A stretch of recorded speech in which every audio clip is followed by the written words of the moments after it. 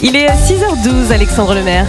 L'édito de Laurent Tessier. Bonjour Laurent. Bonjour Alexandre, bonjour Marion, bonjour à tous. Rédacteur en chef de l'émission Pascal Pro et vous sur Europe 1 entre 11h et 13h. Au menu aujourd'hui, Laurent, la nouvelle numérotation des chaînes de télé sur la TNT. Oui, c'est le chiffre du jour. Dites 14.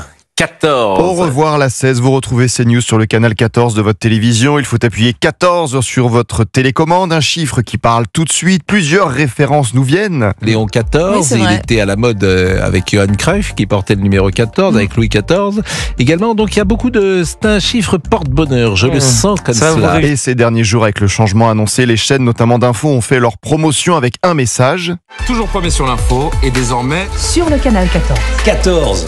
CNews. Vive la liberté d'expression. Vive la liberté d'expression. Vive la liberté d'expression. Liberté d'expression numéro 1, voilà un message clair, factuel. D'autres comme BFM qui passent sur le canal 13 ont tenté l'humour. Chaque matin, j'éteins 13 fois mon réveil, j'avale 13 tasses de café. Vous l'avez compris, le 13 fait déjà totalement partie de ma vie. Alors 13 tasses de café le matin, je ne suis pas convaincu que ce soit une bonne idée pour la santé, un bon message. 13 réveils, bon ça doit être dur peut-être d'aller travailler à BFM, quelqu'un d'autre ? Une journée qui commence systématiquement par 13 bonnes minutes d'étirement, suivi d'une réunion avec mon équipe pendant laquelle on choisit les 13 sujets dont on va parler dans le journal. On s'amuse bien BFM, on trouve tous les jours 13 sujets. C'est de l'humour, je sais, mais quel est le message envoyé aux téléspectateurs ? Je suis curieux de comprendre. Chacun essaie de se rassurer peut-être. Ah oui, nous faisons bien notre métier. Pour une info indépendante, objective et exigeante, pour être les premiers et les mieux informés.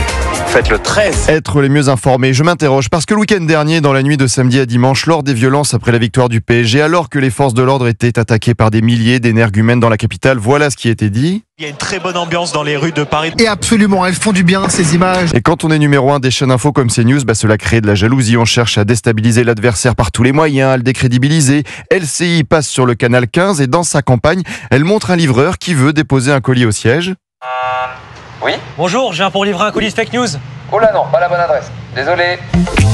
Ah, ça tente de tacler la concurrence. Regardez, nous sommes les gentils. Et France Info qui passe au canal 16 avec un message aussi passé ni vu ni connu. L'information n'est pas une opinion. Un nouveau slogan pour un nouveau canal, avec un clin d'œil à la concurrence qui n'aura échappé à personne. Bon, une campagne avec d'autres slogans sur les réseaux sociaux. Info vérifiée plutôt que vérité alternative. Occuper l'esprit plutôt qu'occuper l'antenne. Info à poigne plutôt que foire d'empoigne. Du sens plutôt que du sensationnel. En clair, regardez, nous sommes irréprochables, évidemment. On s'invite sur France 5 pour dire que l'on est le camp du bien, les vrais journalistes. On va s'intéresser aux faits d'abord. C'est Contrairement quand même pas à mal.